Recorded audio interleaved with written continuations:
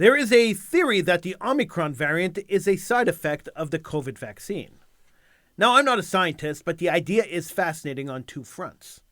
First, if you listen to the doctors, and boy, have I listened to doctors, you know that the viruses themselves have a self-defense mechanism built into them. They need a host to survive, and if they continuously kill their host, they're committing suicide. So Omicron is a far less lethal mutation of COVID that keeps the host alive, and therefore keeps the virus alive.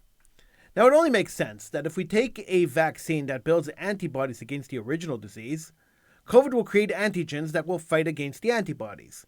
Kind of like a war in your blood. But let's go off the deep end for a second and imagine that there are evil people running pharmaceutical companies, and that these evil people are only interested in the bottom line. Would it not make sense that they would create a vaccine that the world would buy into out of desperation, and then in turn would create mutations that would require more doses of said vaccine? If we believe in the evil scientist theory, this could be a never-ending cash cow for the pharma companies, as the human population keeps getting jabs for the next 1,000 years. This theory makes COVID-19 a bigger cash grab than any other disease out there.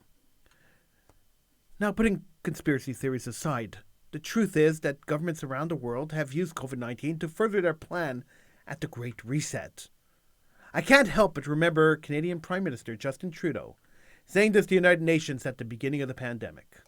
This pandemic has provided an opportunity for a reset.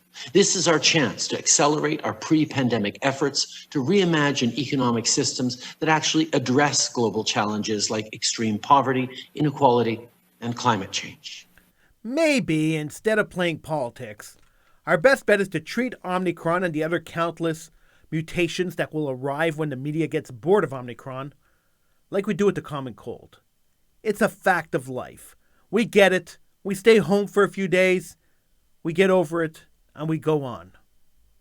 I'm Howie Silberger, and this is my rant.